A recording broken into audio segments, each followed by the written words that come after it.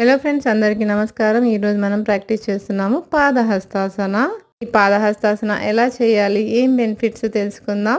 ఈ పాదహస్తాసన daily practice చేయడం వల్ల పొట్ట చుట్టూ ఉన్న ఫ్యాట్ తగ్గుతుంది, మన స్పైన్ ఫ్లెక్సిబుల్గా ఉంటుంది.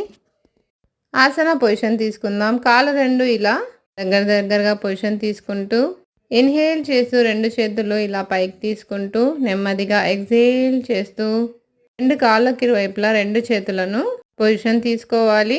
ఇన్హేల్ చేస్తూ నార్మల్ పొజిషన్కి రావాలి, రిలాక్స్ అవ్వాలి.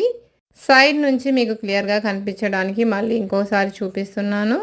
శ్వాస తీసుకుంటూ నెమ్మదిగా రెండు చేతులు ఇలా పైకి తీసుకుంటూ నెమ్మదిగా శ్వాస వదులుతూ రెండు చేతులను రెండు పాదాలకి పక్కన పొజిషన్ తీసుకోవాలి.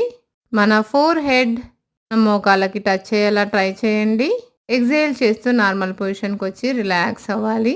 ఇలా స్ట్రైట్గా బెండ్ చేయడం కష్టంగా ఉన్న వాళ్ళు బిగినర్స్ కోసం ఈ సెకండ్ వేరియేషన్ని చూపిస్తున్నాను.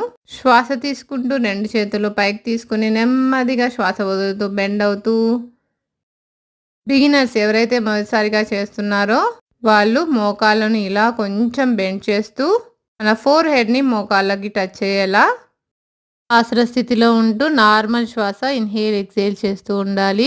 ఇలా 10 నుంచి 20 కౌంట్స్ వరకు ఉండవచ్చు. తర్వాత ఎక్సేల్ చేస్తూ రిలాక్స్ అవ్వండి.